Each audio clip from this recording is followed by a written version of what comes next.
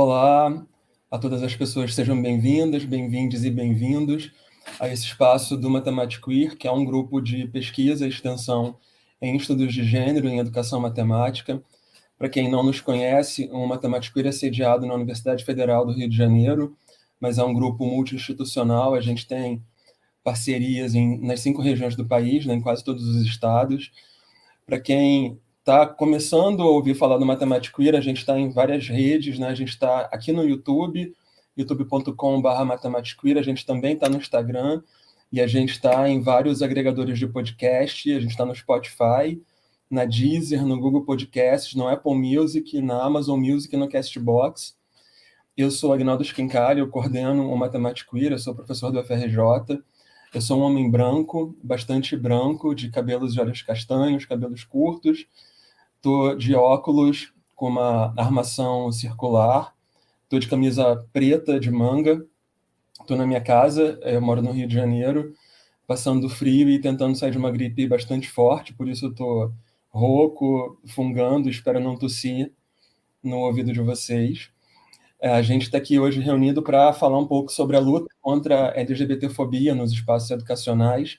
Então, eu quero começar agradecendo a parceria com a Pró-Reitoria de Extensão do UFRJ e com a Diretoria de Acessibilidade do UFRJ, né, por nos apoiar com intérpretes de Libras, promovendo a acessibilidade para pessoas surdas, né. Em particular, eu agradeço a Patrícia, que está aqui com a gente nesse momento, e a Lohane, que estará daqui a pouco. Hoje, 17 de maio, é o Dia Internacional contra a Homofobia, a Transfobia e a Bifobia. Entre os anos de 1948 e 1990, a Organização Mundial de Saúde, a OMS, classificava a homossexualidade como um transtorno mental. Nesse período, usava-se o termo homossexualismo. O sufixo ismo é associado à doença, é uma patologia, ele é totalmente indevido, inadequado, a gente não fala mais homossexualismo, a gente fala homossexualidade.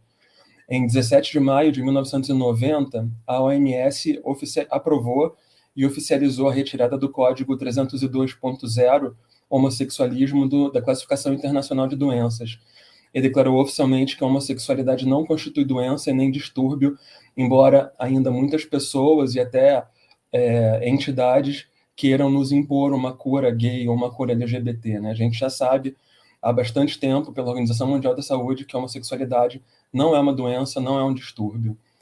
O dia 17 de maio, como um conceito, foi concebido em 2004. Uma campanha de um ano culminou no primeiro Dia Internacional contra a Homofobia, em 17 de maio de 2005. Mas em 2009, a transfobia foi adicionada ao nome da campanha e as atividades daquele ano se concentraram principalmente na transfobia, que é caracterizada como a violência e a discriminação contra pessoas trans. A bifobia foi adicionada mais recentemente, em 2015. No Brasil, um decreto de 4 de junho de 2010, assinado pelo então presidente Luiz Inácio Lula da Silva, instituiu o Dia Nacional de Combate à Homofobia. Nos últimos anos, desde o golpe contra a presidenta Dilma Rousseff, as políticas públicas para a população LGBT+, vinham sendo cada vez mais sucateadas, e essa parte da população vinha sendo... Perdão, gente, eu avisei, estou bem gripadinho, frases longas, sem tossir tá difícil. Então, como eu dizia, né, nos últimos anos, desde o golpe contra a presidenta Dilma Rousseff, as políticas públicas para a população LGBTI+, vinham sendo cada vez mais abandonadas, sucateadas, né, e essa população diretamente atacada por parte do poder público, né, em particular por integrantes do último governo, ou melhor dizendo, desgoverno federal, que figurou de 2019 a 2022, né, incluindo então o presidente, vários de seus ministros da educação que fizeram várias falas transfóbicas, e por sua ministra da mulher, de que mulher, da família, de que família, e dos direitos humanos, que humanos são esses, né, que essas pessoas estavam lá para representar e para legislar de alguma forma, né. Em 2019, o Supremo Tribunal Federal, o STF, passou a reconhecer a homofobia e a transfobia como crimes equiparáveis ao racismo, portanto passíveis do crivo judicial. Tratou-se de um avanço no âmbito jurídico que, todavia, ainda carece de se refletir no dia a dia da sociedade brasileira. O tema é urgente, pois de todos os países que produzem dados sobre violência contra a população LGBTQIA+, e aí eu vou ampliar essa sigla, mas ainda ciente de que a gente não tem dados sobre a população, dados de violência, né, contra a população assexual, contra a população intersexual e mesmo contra a população que se identifica como queer. Então a gente usa a sigla, vai estendendo, vai reduzindo para dar visibilidade, mas a gente de fato não tem esses dados, né, de registro, esses dados no Brasil, e em boa parte do mundo também não. Então, mas em relação aos países que produzem dados de violência, né, contra a população LGBT+, o Brasil é o local onde mais se registram assassinatos. Dados publicados no último Anuário Brasileiro de Segurança Pública apontam para a morte violenta de 300 pessoas LGBT+, em 2021 no Brasil. A gente tem dados mais atualizados, né, eu não trouxe, porque a gente está diuturnamente denunciando, né, denunciando esses dados de violência tão terríveis, a gente noticia isso todos os dias, e hoje é um dia da gente pensar em possíveis soluções, né, a partir da educação. Então, há uma coisa, só para registrar, esses 2 últimos parágrafos que eu li foram produzidos no noticiário institucional da UFRJ hoje, publicado no seu canal oficial no Telegram, o resto é pesquisa nossa mesmo, para refletir sobre esse drama, né, que é a luta contra a LGBTfobia nos espaços educacionais, não nos restringindo aos espaços educacionais formais, como escolas, universidades, pensando que em todo espaço se faz educação. A gente trouxe vários profissionais do ensino da matemática, pessoas LGBT das 5 regiões do país, que eu vou trazer à tela e apresentar a partir de agora. E eu peço que cada uma se apresente rapidamente, se descreva, né, tentando também promover acessibilidade a pessoas que eventualmente estejam nos acompanhando e que tenham deficiência visual. E aí, quando a gente estiver com a tela cheia, com todas as pessoas convidadas, a gente começa a conversar um pouco. Então, eu começo chamando a Letícia Lima. Letícia, seja bem-vinda. Obrigada, boa noite, Aguinaldo, boa noite, Patrícia, boa noite a todos. Então, eu sou a Letícia Lima, sou uma mulher maranhense, nordestina, lésbica, sou professora de Fundamental 2 de Matemática, e vim aqui a convite do Matemático Queer, né? Eu faço parte do grupo de pesquisa já, acho que faz 1 ano, né, Aguinaldo, que eu já componho ali virtualmente, à distância, o grupo de extensão. E é uma felicidade muito grande estar aqui com vocês, mais uma vez, nesse dia, a gente promovendo a discussão sobre LGBTfobia, sobre a nossa responsabilidade enquanto professoras, professores e professores, né, na democratização do saber e principalmente na quebra dessas violências dentro da sala de aula e fora dela também. Muito obrigada. Obrigado, Letícia. Que bom que você entrou para falar um pouco. Eu já estava precisando tomar água aqui, morrendo com essa gripe que não me larga. Vou chamar também Matt Cunha para se apresentar para a gente. Seja bem-vindo, Matt. Boa noite, Agui. Boa noite a todas, todos e todes, gente. Como a Agui disse, né, sou Matt Cunha, sou licenciado pela Licenciatura em Educação do Campo, né, pela Universidade Federal de Santa Catarina e atualmente, né, resido e sou professor do Ensino Fundamental 2 também aqui no estado de Goiás. Esse semestre, lecionando apenas matemática financeira, né? Mas ano passado lecionei matemática aí durante todo o ano. Bom, eu sou uma pessoa branca, de cabelo comprido, cor de castanho, claro. Na minha orelha esquerda eu uso um brinco de miçangas chavante, do povo chavante aqui do estado de Goiás. Tenho um alagador, tô com uma regatinha preta, tenho algumas tatuagens no pescoço e no peito, e tô aqui no meu quarto, num fundo de parede branca e a minha janelinha aqui. E mais uma vez, né, Agui, muito obrigado pelo convite, né? Acho que é um momento muito importante para a gente discutir sobre isso e tentar trazer ainda mais transformações, né, para dentro dos nossos espaços escolares. Obrigado, Matt, pela presença. Convido também a professora Érica Souza. Boa noite, Érica. Boa noite, gente. Boa noite, Agui, Patrícia, Letícia, Matt. É um prazer estar aqui com vocês novamente, né, Gnado? Mais uma vez, para poder falar um pouco sobre esse dia tão importante que vai perpassar por todos os outros dias do ano. E aí, me apresentando bem rapidamente, sou Érica Souza, professora de matemática de duas redes municipais de ensino públicas da rede pública lá do Ceará. Sou mulher trans, mas atualmente estou morando aqui no Rio de Janeiro, muito embora seja nordestina, estou agora no Rio de Janeiro, cursando doutorado em ensino de matemática, né, na UFRJ, e também faço parte do Matemática Queer. Dizer que é um prazer imenso poder estar aqui mais uma vez conversando com as pessoas sobre as possibilidades que a gente tem de enfrentamento a todas as formas de LGBTfobia e dizer que a gente está aqui realmente enquanto grupo de pesquisa para poder potencializar ainda mais essa luta, que não é só minha, que não é só nossa, mas que é para todas as pessoas que estão e as que virão também. Então, eu estou aqui no meu quarto, né? Uma parede com um fundo branco, uma cortina cinza e branca, tem algumas decorações ali em cima numa prateleira. Eu sou uma mulher trans branca, do cabelo loiro. Eu digo que eu sou branca, mas eu sou parda. Eu sou branca, eu sou parda, eu sou universal. E eu tô com uma blusa estampada, né? Sou de cílio postiço, de relógio, com um relógio na cor dourada. E que bom que a gente pode estar aqui novamente conversando para poder discutir bastante coisas, para poder potencializar a nossa luta, que é diária.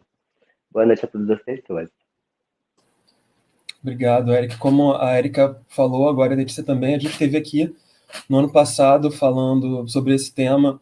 Eu acho que vai virar uma coisa de todo ano vir aqui, porque infelizmente a luta continuará, a gente sabe disso, né? Mas felizmente também, né? Então a gente vai se constituindo como um corpo para vir aqui uma vez ao ano refletir sobre essas questões, né? Trago também Glauber Silva. Boa noite, Glauber. Obrigado por ter vindo. Boa noite, pessoal. Boa noite a todos, todas e todos que estão nos acompanhando atualmente. Eu sou o Glauber, eu sou aluno da licenciatura em Matemática na Universidade de São Paulo, aqui em São Paulo mesmo. E eu sou um homem branco, bissexual, cisgênero. Eu estou com um brinco na minha orelha, que tem uma pedrinha brilhando aqui. Eu estou com uma camiseta laranja, quase chegada no rosa, com alguns detalhes de umas flores em branco. Atrás de mim tem uma janela branca e paredes brancas, e uma prateleira com roupas e alguns livros meus também. E é muito importante para mim estar aqui hoje. Muito obrigado. Obrigado, Glauber. Trago também, direto de Santa Catarina, Lidiane Camini. Boa noite, Lid, tudo bem? Boa noite, gente, tudo bem? Estou falando aqui diretamente de Santa Catarina, esse estado, assim, ligeiramente complicado para ser uma pessoa LGBT e viver com dignidade. Mas é isso, estamos aqui pela luta. Então, meu nome é Lidiane, eu sou uma mulher cis, mulher branca. Estou aqui com uma blusa preta, com alguns detalhes de bolinha, um pouco transparente, um casaco porque tá mó frio, assim, ó, insuportavelmente frio. Já está começando a temporada de inverno, outono por aqui. E eu tô usando um headset de fone de ouvido preto, meu cabelo é castanho, ele tá preso, meus olhos são bem escuros, castanhos também, e no meu fundo tem o meu ambiente de trabalho, porque o jovem não pôde ir para casa nessa rotina meio corrida, então é isso. Eu sou licenciada em matemática, sou uma mulher bissexual, e hoje eu trabalho numa empresa de tecnologia, estou dando suporte para ensino de matemática online, e, a princípio, acho que era isso que eu tinha para dizer, e o meu sinal em Libras é um L, que abre assim, ó, na altura da bochechinha, então esse é o meu sinal, Lidiane. E é isso, estamos aqui mais uma vez, como a Mag falou ano passado, a gente teve nessa live, e assim, quando me convidaram de novo para esse ano, eu fiquei pensando, nossa, assim, as coisas que aconteceram de um ano para cá, assim, estou com várias expectativas para conversar, e é isso. Que bom, Lid, obrigado. E para encerrar aqui a nossa mesa, não sei se posso chamar isso de mesa, mas para encher a nossa tela, pronto. Trago das Minas Gerais, Thales Escola. Boa noite, Thales, tudo bem?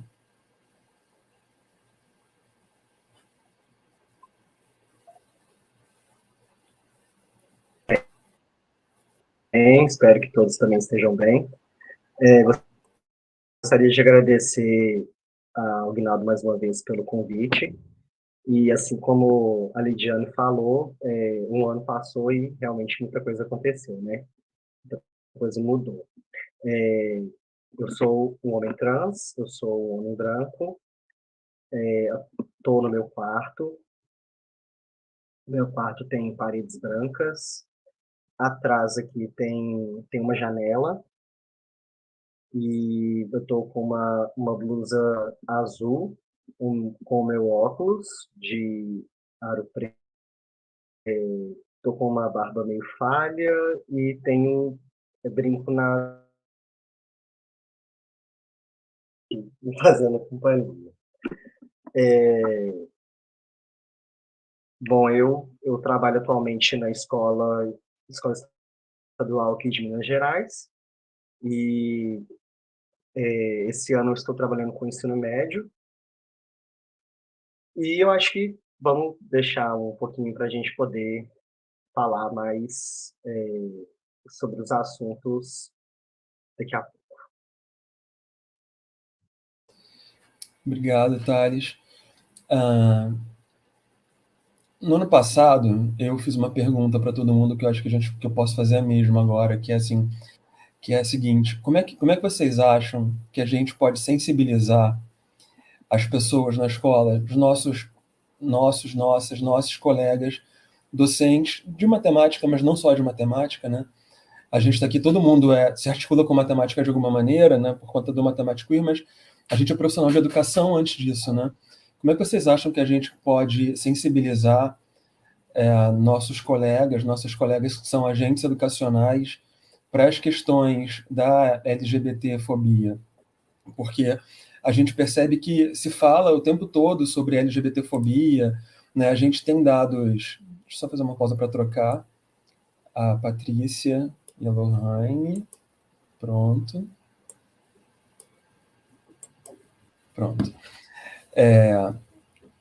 E assim, a gente parece, né? Muita gente fala assim, a gente tem que conscientizar. E aí a gente pensa que conscientizar é mostrar dados de violência, né? Como eu até li umas coisas antes, a gente sabe que esses dados de violência aparentemente não conscientizam. Ao contrário, né? Nos assustam. Porque eu fico pensando, sempre me perguntam, né? Como é que você levaria essa questão para a escola? Eu fico pensando, olha, se eu sou um menino gay de 12 anos na escola e alguém me mostra esses dados de violência, eu vou me enfurnar mais no armário. Eu vou querer fugir da sociedade, eu não vou ter orgulho de ser quem eu sou, eu não vou querer me conhecer, eu não vou querer viver quem eu sou de fato, né? Então, ainda que dados de violência sejam interessantes para conscientizar outras pessoas, para pessoas que são LGBT+, a gente sabe que isso talvez não seja tão positivo.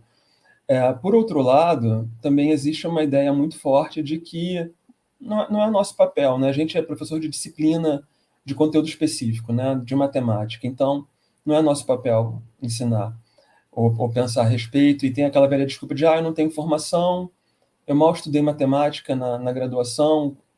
Como é que vocês acham que a gente pode sensibilizar docentes e direção, coordenação, famílias? Queria que vocês pudessem contar um pouco, para quem já está na escola, né, e já teve essa experiência, contar um pouco dessa experiência, e para quem ainda não está na escola, que puder compartilhar a respeito, para a gente vai ser bom. Posso propor uma ordem que está aqui, para ficar fácil depois de voltar, né? A gente pode... Érica pode começar falando?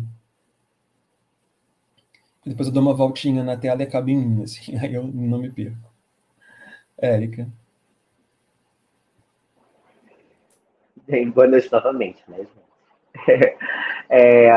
E aí, aproveitando para trazer algumas respostas, assim, possíveis respostas, eu não sei se eu vou ter, porque são questionamentos que são muito dinâmicos frente às problemáticas que a gente está, né, se deparando cada dia mais, principalmente dentro do contexto político que a gente está, né, tá no nosso país atualmente, né, porque a gente estava em um contexto político de retrocessos, né, aí ano passado nós conseguimos vencer, né, de alguma forma, minimamente, essa enxurrada de retrocesso e conservadorismo, mas em contrapartida, quando o ano virou, né, a gente tinha certeza que poderíamos fazer algo que antes a gente não poderia fazer, mas ao mesmo tempo, isso eu falo de escola, né? Ao mesmo tempo, nós estaríamos sendo muito mais vigiadas e vigiados e vigiades do que antes, porque eles estão agora, né? Elas estão a todo momento tentando nos cercear, fazendo denúncias, né? Enquanto oposição, para poder de alguma forma inibir as nossas práticas de articulação, seja com a disciplina que for, pensando em contextos de gênero e sexualidade. Então, eu acredito que ainda que tenhamos essa virada, né, que a gente, graças a Deus, teve, graças às deusas, aos orixás, enfim, aos seres superiores que a gente teve essa oportunidade de virada, nós precisamos ainda ter muita cautela, porque vai ser também um período de muita luta, embora de um respiro mais positivo e de uma tranquilidade mais aparente dentro das nossas rotinas pedagógicas. Só que eu acredito, né, enquanto professora, muito embora, como eu falei para vocês, sou professora de 2 redes municipais de ensino no Ceará, município de Itaitinga e Maranguape, mas eu estou licenciada fez um ano agora, dia 18 de abril, né, para cursar o doutorado em ensino de matemática aqui na UFRJ, mas pelo tempo, e muito embora, né, não esteja de fato na sala de aula lá nos meus municípios, eu compreendo e leio e, né, e escuto muitos relatos vamos dizer assim, desse modo vigilante que essa oposição errônea está fazendo. Então, eu acredito que a gente precisa primeiro tentar, de alguma forma, se articular, né, minimamente dentro das diretrizes, né, e aí eu falo diretrizes porque, a priori, a gente tem que se basear muito pelo que a gente tem de lei, de legislação, para poder a gente não se prejudicar profissionalmente, né. E aí, a tendência, né, dentro dessas possibilidades de poder fazer, né, conscientizar os alunos, alunas e alunos, professores, professores e professores, e profissionais que vão estar dentro do ambiente, né, escolar no geral, ela vai se dar pelo próprio processo de retomada dessas, né, possibilidades de articulação que a gente vai ter por conta de um governo que vai estar ali numa perspectiva progressista de fato. Então, eu acredito que a gente vai ter isso, né, progressivamente. E aí, até só para poder fazer, né, uma articulação de uns pontos que eu tinha trazido para poder comentar, né, até a Lidiane já deu start na pergunta que eu tinha trazido enquanto questionamento para apresentar. O que mudou do último ano para cá, né? O que mudou? Mudou muita coisa, né?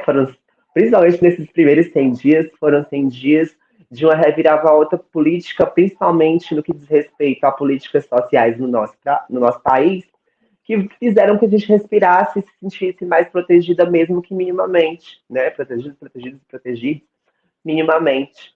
E aí isso vai refletir na escola uma hora ou outra, né? Aquelas pessoas que a gente sabe que, muito embora a grande maioria dos profissionais, dos profissionais que estão lá na escola, eles estejam articulados com tendências progressistas, nós ainda temos muita gente que está ali realmente pronto para poder nos sabotar.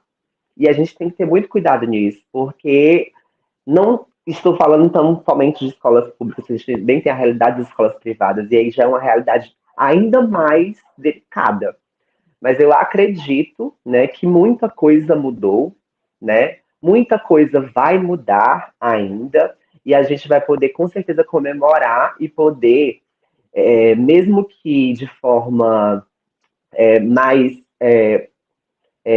pontual, eu não queria falar pontual, mas aí foi o pontual que veio na minha cabeça, sabe? Foi o pontual. Mais pontual, a gente vai poder tratar sobre essas questões que são importantíssimas dentro dos ambientes educacionais, e aí eu levo isso mais especificamente para a escola de educação básica, de uma forma mais ampla, sem medo, de uma forma mais acessível, sem estar se preocupando tanto em estar sempre articulando que a gente vai debater em sala de aula com legislação, para poder aquilo não se voltar contra a gente e a gente não ter nenhum tipo de retaliação profissional.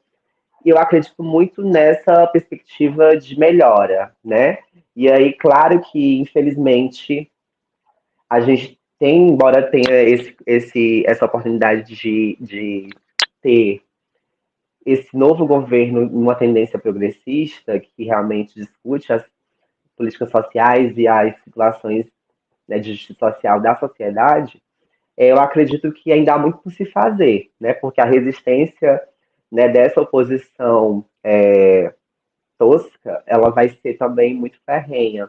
E a gente vê isso, principalmente, aí eu trago um recorte, né, que eu até estava falando com o Aguinaldo hoje, sobre o tanto de projetos, de lei que foram feitos dos 100 primeiros dias do ano, e aí eu falo em esfera municipal, federal e estadual, antitrans, né? Então, assim, falar sobre transexualidade e travestilidade na escola está sendo uma problemática que, mesmo dentro desse contexto de retomada dos nossos direitos, ele está sendo muito perigoso, porque a todo momento nós estamos sendo atacadas enquanto pessoas trans, né? E eles nos atacam, né? Por exemplo, nessas PLs que foram criadas, nesses PLs que foram propostos, estão inclusas áreas enquanto educação, saúde, esporte, e que vão atacar diretamente as pessoas trans que estão, principalmente na educação básica, que não tem essa condição de, né, materializar o discurso, né, porque vão impedir elas de usarem um banheiro de acordo com a identidade, né, deles e deles, vão impedir elas de participarem de competição esportiva, então vão ser diversas áreas que vão interromper o desenvolvimento social dessas pessoas, que, principalmente dentro desse contexto de ensino fundamental, elas estão mais suscetíveis a serem segregadas, né? Não falo isso tanto de espaços onde a gente tem essa oportunidade de conversa, como a universidade, por muitas vezes, não é sempre, mas que a gente, né, com certeza, o reflexo desse abarcamento e dessas condições que a gente está vendo de opressão, elas vão desencadear um movimento muito perigoso no ensino fundamental e no ensino médio também, mas mais no fundamental.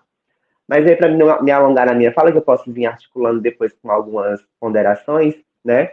Eu acredito que, né, de um ano para cá, o que foi que mudou? Muita coisa mudou, né? Mas também temos muita coisa que continua como está, principalmente quando se fala em violência contra pessoas trans e travestis, né? Então é isso. Espero que a gente possa articular mais coisinhas que eu também trouxe aqui para depois, em um outro momento. Obrigado, Agnes. Eu que agradeço, Érica.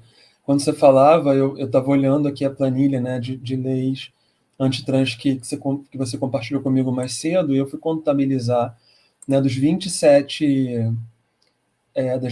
regiões administrativas do país, 26 estados, mas o Distrito Federal, 22 proporam leis antitrans nesses 5 meses de governo, né?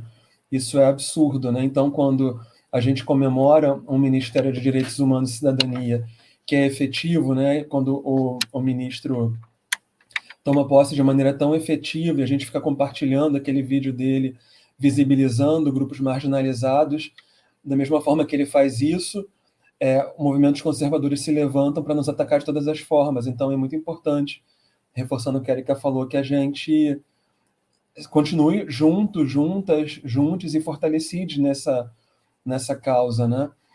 Enquanto a Erika falava, eu compartilhei um link que eu compartilhei acho que todas as vezes que eu fiz live, desde que a gente criou Matemática Queer, que é o link para o Manual de Defesa contra a Censura nas Escolas. É um documento importantíssimo que você, professor, professora, professor e professoro, como vocês preferirem,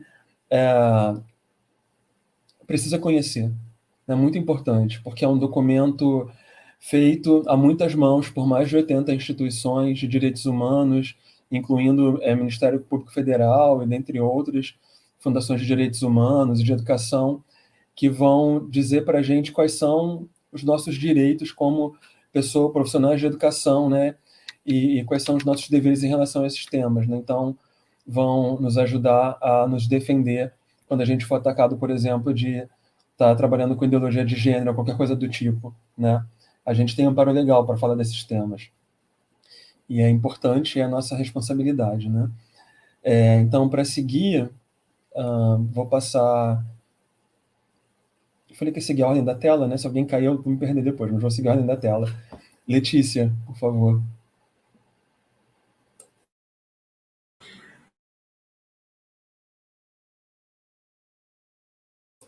O microfone está fechado, Letícia.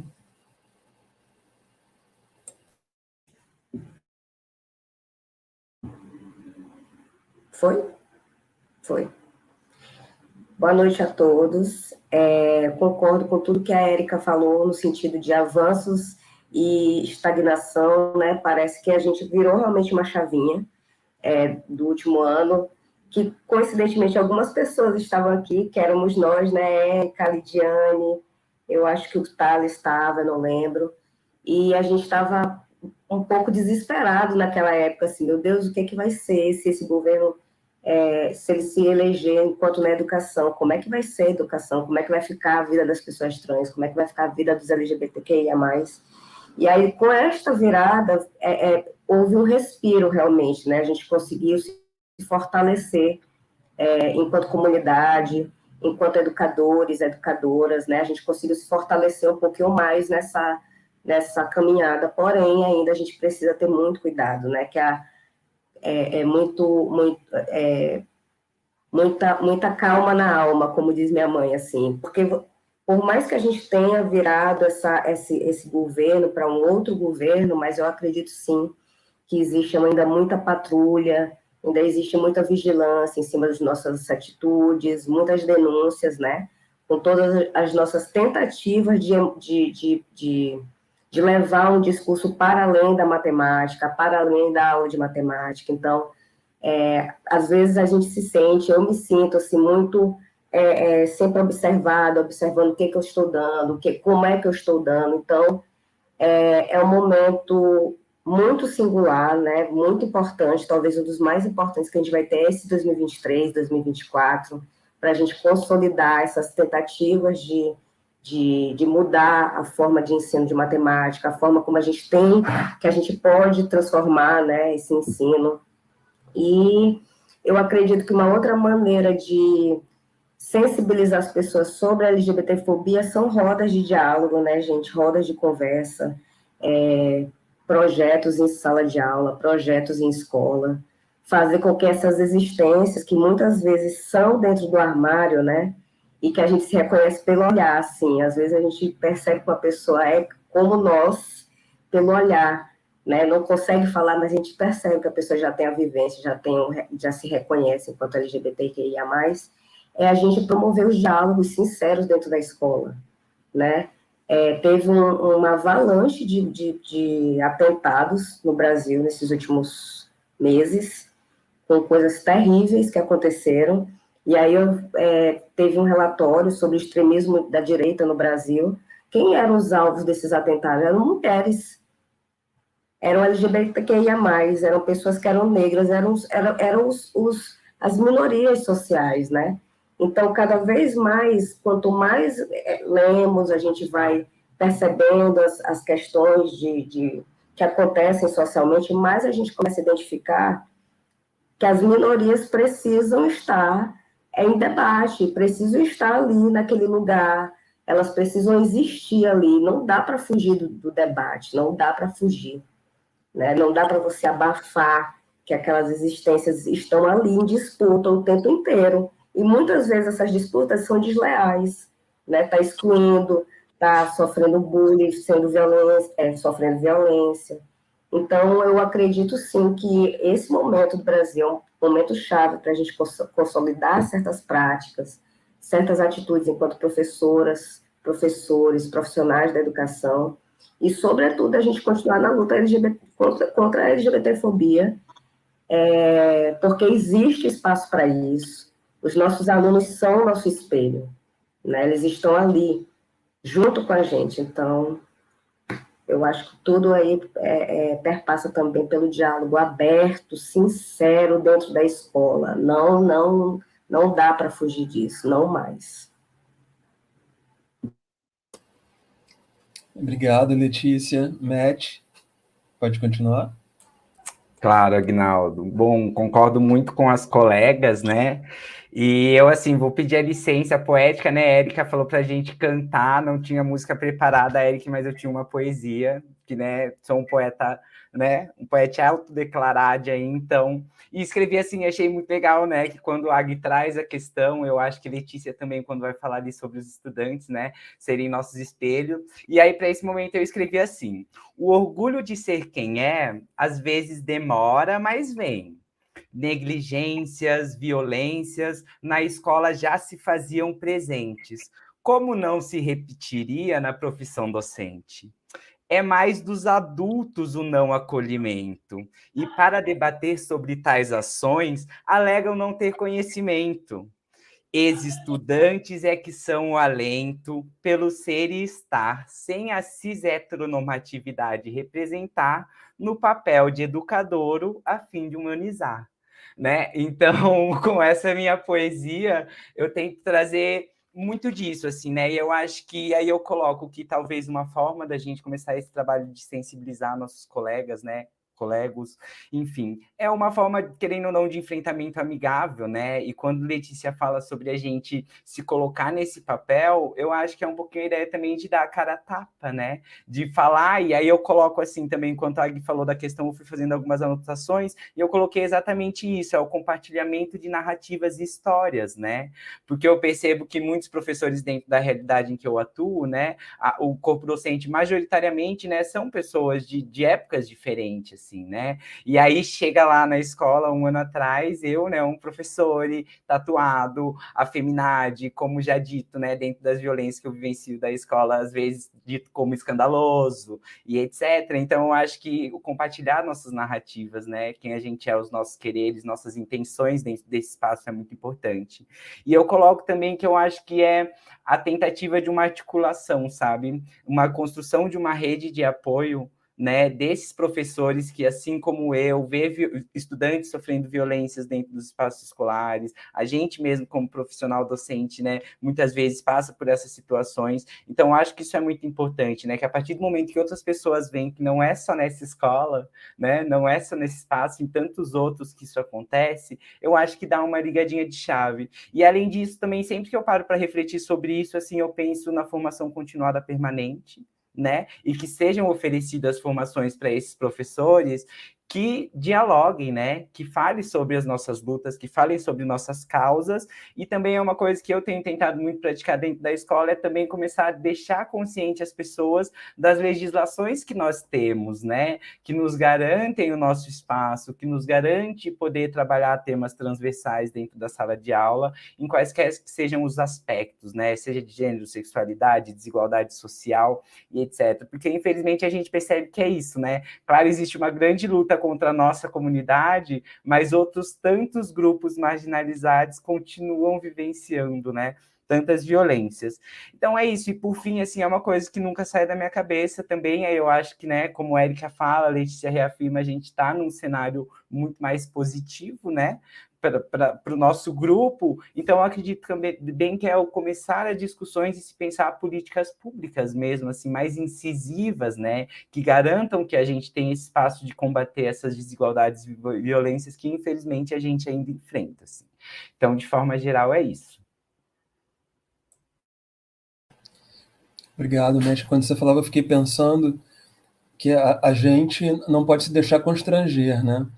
Porque muitas vezes, nos espaços que a gente ocupa, há uma tentativa, né, de pessoas que estão no nosso nível, né, docente ou acima, de nos constranger, como você falou, né, do escândalo, né, que está querendo fazer escândalo, ou não sei o que, está querendo impor qualquer coisa. Não, a gente tem direito de ser quem a gente é.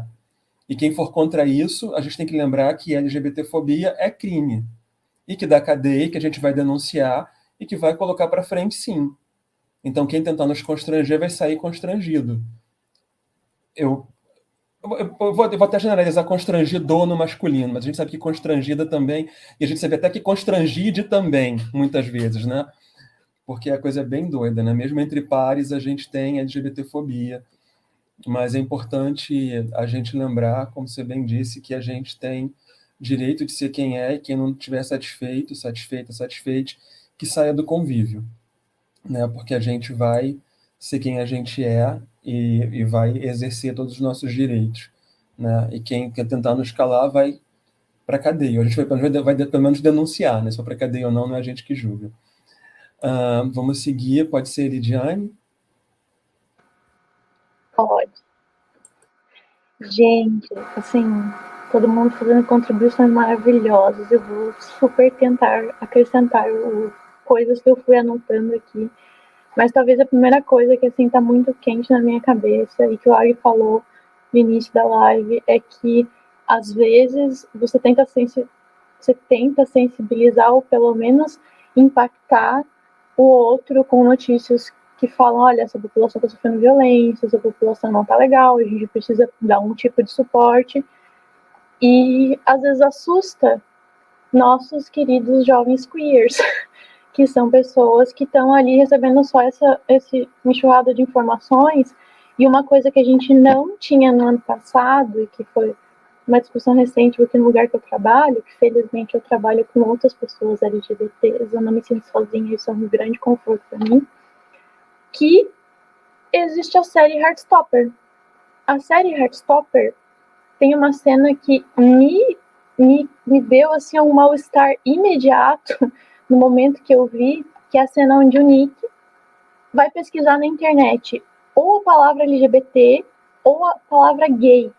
E ele é tomado por uma enxurrada de notícias de violência, morte, doença, AIDS. E é só isso que ele vê, e ele se assusta e fecha o computador. E eu penso, nossa, que terrível primeira experiência de tentativa de conhecimento sobre algo que você sabe que está acontecendo ali. Então aquela cena me pegou muito, assim, eu fiquei, meu Deus do céu, e é isso que pode acontecer com as pessoas que fazem essa pesquisa no Brasil. Eu lembro de há uns 5 anos atrás pesquisar e ter essa mesma impressão. E ano passado, quando eu pensei assim, o que será que aparece quando eu pesquiso isso no Brasil? E felizmente as primeiras 5 notícias não eram sobre violência. As primeiras 5 notícias eram sobre o que é a comunidade LGBTQIA+, o que são cada uma das letras, meio assim, informativo. E aquilo, assim, me confortou muito naquele momento no qual eu fui pesquisar sobre isso. Então, acho que sensibilizar os nossos pares, os nossos colegas, é uma coisa, mas entrar em contato nos ambientes educacionais com alunos, eu super sou a favor, assim, de uma paz e amor, de uma instrutividade, porque assusta o jovem queer, a jovem queer, os jovens em geral. Falar sobre isso de uma forma que é a primeira notícia que as pessoas vão receber sobre violência. E aí, algumas coisas que o pessoal foi falando e que eu fui pensando foi tipo, olha, acho que passei por umas experiências de estar em contato com mais pessoas não binárias, com mais pessoas que não são cis, pessoas trans, travestis, nesse último ano. E eu descobri uma função muito importante nessa minha vida de pessoa cis, que é, às vezes, ser o escudo cis. Isso dentro da escola, isso dentro de ambientes corporativos, porque às vezes você, enquanto pessoa cis, pode fazer o favor de reagir a uma falta de respeito, reagir a uma situação na qual você tá vendo que, tipo assim, gente, não é toda hora que a gente tá em bom estado para afrontar o outro. E as pessoas da sigla T são frequentemente atacadas, como a Erika disse. Se não é por projeto de lei, é pelos colegas, pelos pares, é o tempo todo, e ninguém precisa ser forte o tempo todo. Às vezes a gente dentro da comunidade precisa dar a mãozinha e falar, não, hoje eu vou defender minhas amigas, e é isso. E pode parecer pouco, mas é uma coisa que oferece conforto ser um escudo cis e que em algum momento as pessoas vão deixar de confrontar talvez na sua frente, para fazer nas suas costas, mas que essa situação fica marcada de que não está tudo bem. Toda vez que alguém incita dúvidas sobre a identidade de uma pessoa trans, ou como nossos excelentíssimos cantores aí da vida de modões que fazem perguntas constrangedoras para repórteres, tipo assim, gente, não tá tudo bem. Que tipo de pergunta é essa? Não se faz esse tipo de coisa. Ai, porque de pedido de desculpa, que pedido de desculpa o quê? Assim, parece um problema tão 1900 e Guaraná de rolha, mas ainda é um problema da atualidade. Então, olha, comentar essa situação com os alunos em sala de aula, às vezes assim, meio assim, início de aula, tô fazendo a chamada, vocês não acharam isso um absurdo? Joguei, tô só fazendo a minha chamada, sabe? Mas para assim, também conscientizar, entre aspas, né, sensibilizar, tangenciar esses assuntos para que, olha, é normal falar sobre isso, não é um tabu falar sobre isso. E a gente precisa aprender a respeitar o outro, e são pequenas inserções que a gente pode fazer e que eu acho que colaboram. E aí, eu estava pensando sobre sobre o meu eu, né? Eu sou uma mulher bissexual. E às vezes nos espaços de ensino médio, assim, vejo que tem outras pessoas bissexuais, e aí tem uma cena que eu acho, uma cena não, mas uma fala que é muito tipo assim, essa pessoa aí, bissexual, quando ela se relaciona com alguém que lida do mesmo gênero, do nada ela vira ou gay ou vira lésbica. E aí eu, em especial, que sou uma mulher, às vezes eu me uso de exemplo e falo assim, gente, se eu me relaciono com uma mulher, eu não tô num relacionamento lésbico, porque eu não sou, eu continuo sendo bissexual, eu tô num relacionamento sáfico. Nós temos outros nomes para essas coisas. Favor, não apagar a identidade do amiguinho. Então, são pequenas coisas que a gente vai, assim, dando um exemplo ali, se expondo um pouco também, acho que Matt disse isso. Às vezes a gente vai dar um pouquinho a cara a tapa em prol dos nossos alunos ou dos nossos colegas, e tá tudo bem quando a gente tem condições de fazer isso, quando a gente se sente minimamente preparado para isso. E eu acho que essas questões de, são pequenas coisas que a gente pode ir falando, pode ir naturalizando, para que haja uma abertura, se possível, para falar dessas pequenas coisas. Eu tinha feito mais um asterisco sobre ambientes educacionais, aí falando da pós-graduação. Hoje eu faço pós-graduação no programa de Educação Científica e Tecnológica, mas das pessoas que se formaram comigo, um dia, aleatoriamente, se encontramos na cafeteria da UFSC.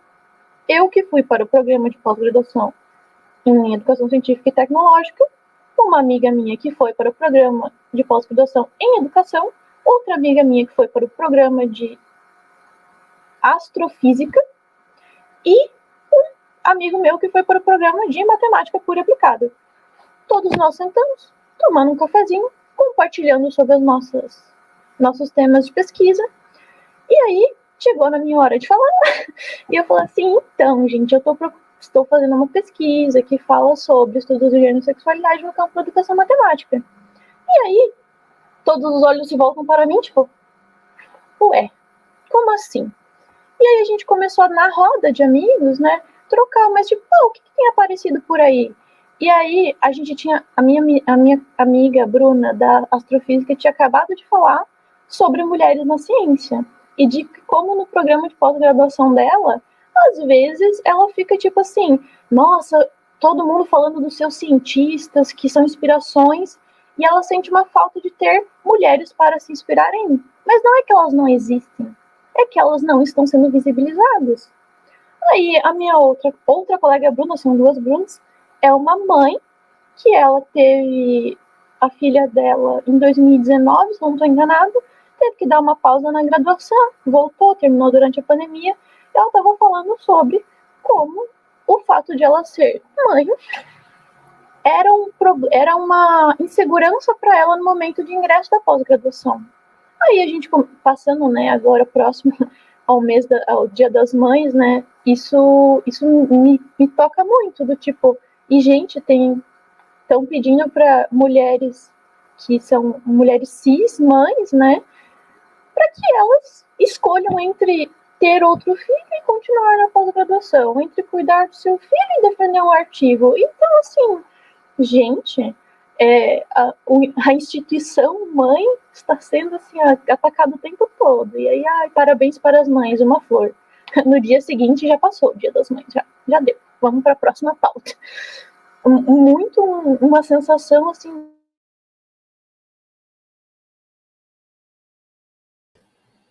Lidiane travou ou eu travei, gente? Lidiane travou. Então vamos seguir. Mas aproveitar... Lid, voltou? Oi, gente. Travadinho. Tudo bem? Estão me ouvindo de novo? Ai, ai. Rapidinho, assim, vou finalizar a roda. Tinha um menino, o menino Victor. O menino Victor também foi pai recentemente. E ele comentando também sobre como ele é questionado no seu papel de gênero, vamos dizer assim, por querer participar ativamente da vida do filho dele como um pai. E é tipo assim, gente, nunca nada tá bom. Nunca ninguém tá performando gênero suficiente pra sociedade, tipo assim. E aí, do nada não, mas eu fiquei pensando, né, sobre... Nós saímos da nossa roda de café, assim, da UFSC, muito pensando, nossa, eu gostaria de ter...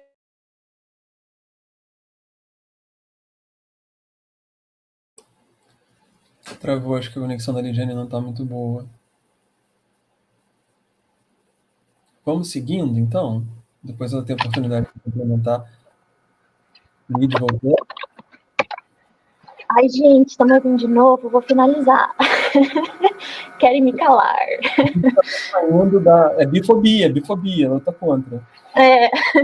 Mas assim, rapidamente falando que, tipo, olha, nunca tá bom o suficiente para formar gênero e que, tipo, foi uma roda legal onde a gente estava falando sobre, nossa, e parece que gênero e sexualidade não interferem em nada, mas aí, do nada, estamos falando sobre isso numa roda onde todo mundo tinha alguma coisa, algum relato sobre, e aí, assim, foi uma roda legal, uma roda meio ao acaso ali, né, na UFSC, mas que muito me fez pensar sobre.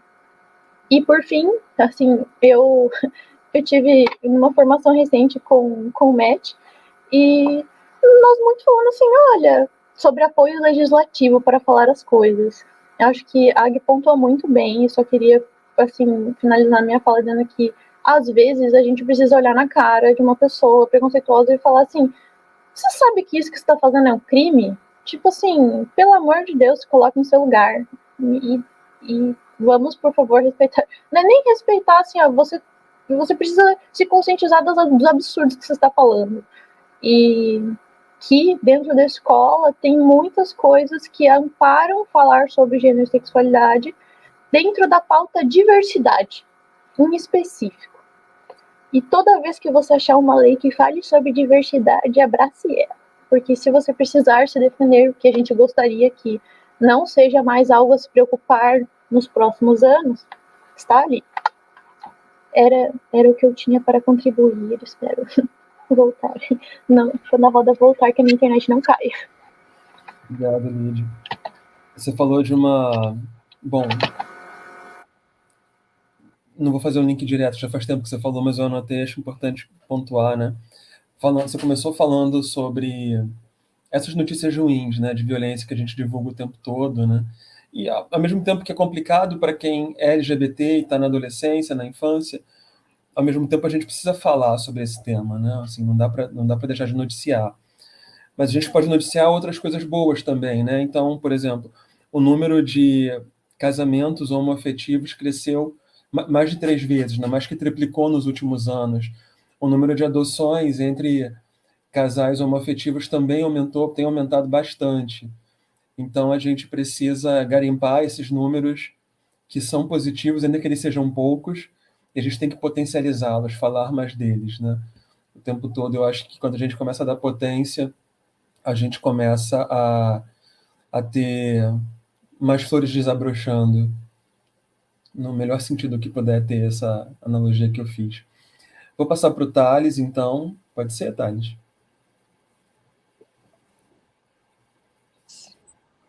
Pode ser sim, Aguinaldo. Eu primeiro queria pedir desculpa porque a minha internet também está muito instável e aí eu tive que passar para o telefone. Então tá meio complicado aqui, mas bora lá.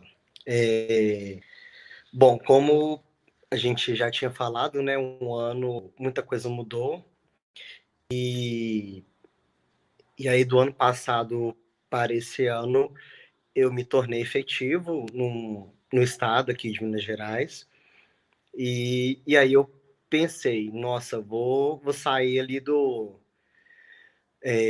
que me deixa confortável, né? Que é a escola que eu trabalhei por 3 anos, e eu vou ter que ir para uma outra escola em que eu não conheço ninguém, né? E tentar ali me defender, tentar enturmar de novo, né? E passar por todo aquele processo que a gente passa, né? De apresentação, de descoberta dos alunos, né?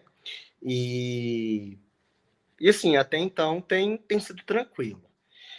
E aí os meninos começam a achar a gente no Instagram, começa a ter outras percepções, né? E aí, por exemplo, eu tenho essa... Deixa eu ver se vai aparecer aqui. Eu tenho essa tatuagem aqui no pulso.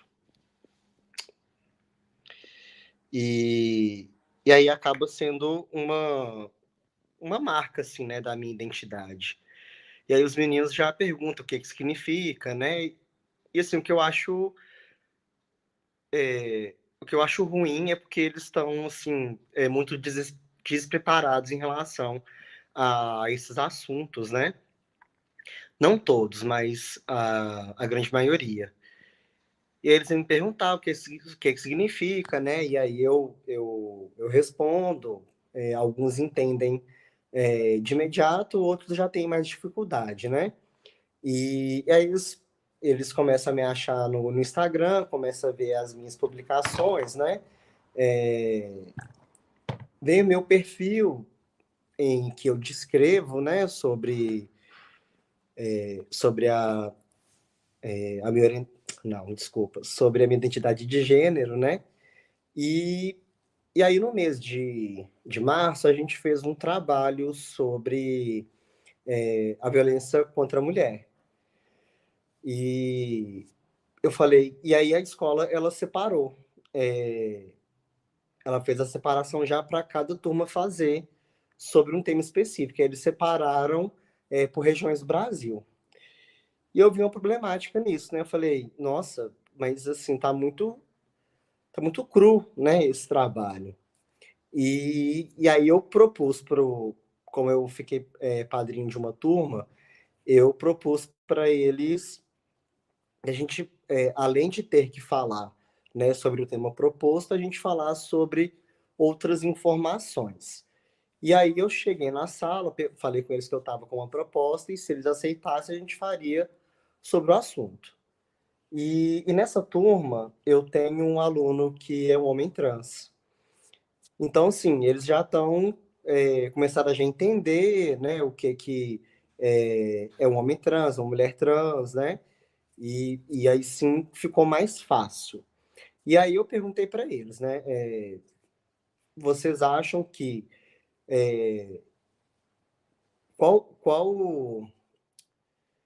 quais mulheres, né, sofrem mais preconceito, ou seja, sofrem mais violência, né? Enfim. E aí um menino que é negro respondeu as mulheres negras. Eu falei, isso. E aí eu perguntei, quais outras mulheres também sofrem? Aí o Alex, que é o homem trans, respondeu as mulheres trans. Eu falei, é isso. Então é sobre isso que a gente vai fazer. A gente vai fazer, uma parte da sala vai falar sobre a violência contra as mulheres negras e a outra parte vai falar sobre a violência das mulheres trans. Vocês topam? Topamos. E aí a gente começou a fazer a pesquisa, né, sobre essa violência e sobre o que acontece, e os meninos ficaram assim, indignados com tanta violência, né, com tanta morte, com esse preconceito, né, que existe, principalmente da mulher trans. E aí o dado, né, falando que 90% das mulheres trans estão na prostituição por falta de oportunidade, né, por preconceito. Então, assim, eles já estão começando a entender, né, sobre o assunto.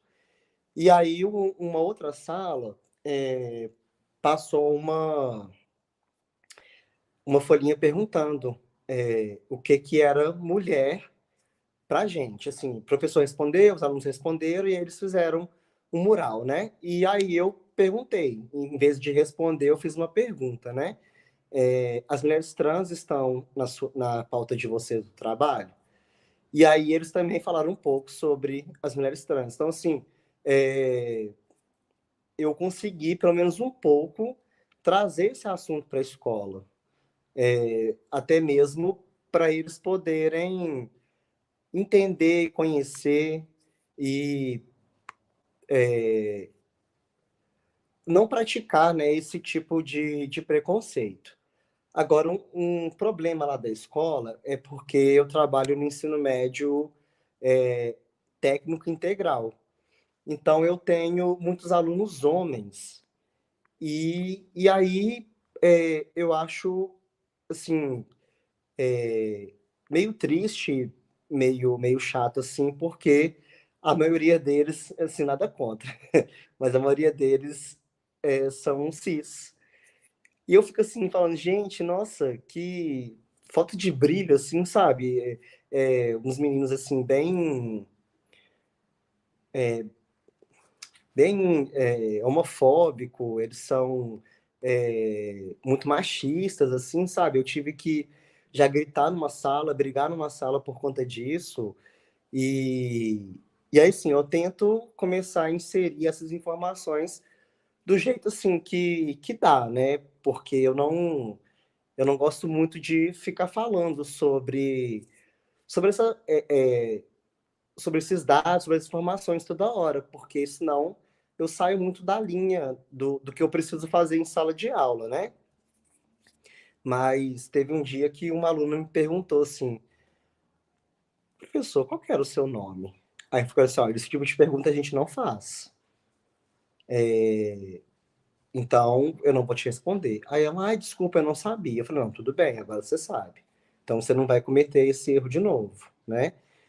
E uma outra aluna também perguntou como é que o tratamento hormonal, como que foi assim para minha família, para minha esposa e tudo mais. E aí, quando eles vêm com este questionamento, eu respondo super de boa, né? Até mesmo para eles poderem ter esse conhecimento, não cometer falhas com outras pessoas, né? E aí agora, nesse mês de maio, entrou um outro aluno também trans. Eu sinto que ele está um pouco perdido, acho que falta de companheirismo, assim, sabe? E quando eu comecei a conversar com o Alex, né, que ele foi entender que homem trans, tudo mais, ele veio conversar muito comigo. E ele falou assim, nossa, eu tô sozinho na escola, eu não tenho mais ninguém igual a mim, de aluno. Eu falei assim, não, mas calma que a gente está fazendo a revolução agora, né? Então, e tem essa questão de ser uma escola de ensino médio técnico. E aí, quando a gente menos esperou, veio o Matheus para fazer essa companhia. Eles não são da mesma sala, mas tem o que conversar, né? Tem as figurinhas para poder trocar. E, e aí, assim, eu não sei o pensamento dos professores, eles nunca me perguntaram, mas se um dia eu precisar falar, eu falo super de boa, sim, né? Mas eu não tenho gostado de me expor, assim. E aí agora que eu tô, assim, me encaixando, ficando mais tranquilo, né, em relação a esse medo, né, de ter saído ali da minha zona de conforto.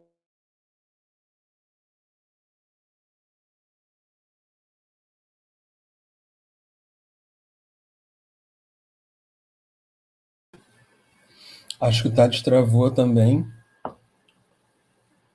certo? Sempre fico em dúvida se foi eu que travei, então, por favor, me responda para eu saber. Acho Acho que a que ele gente. travou mesmo. Eu acho que sim. Vou então passar para o Glauber, que tem o papel de sintetizar tudo que foi falado e trazer essas contribuições. Não, então continua Thales ainda. A internet falhou aí, né? Falhou. Mas, assim, é isso, assim, que eu tenho. Talvez teria mais, mas o que eu tenho, assim, para contribuir hoje talvez seja isso, né? Que o conhecimento ajuda, né? Esses, né? E, assim, eu não tenho tido problema em relação a preconceito, né, dos meninos comigo. Então eu tenho achado bem tranquilo.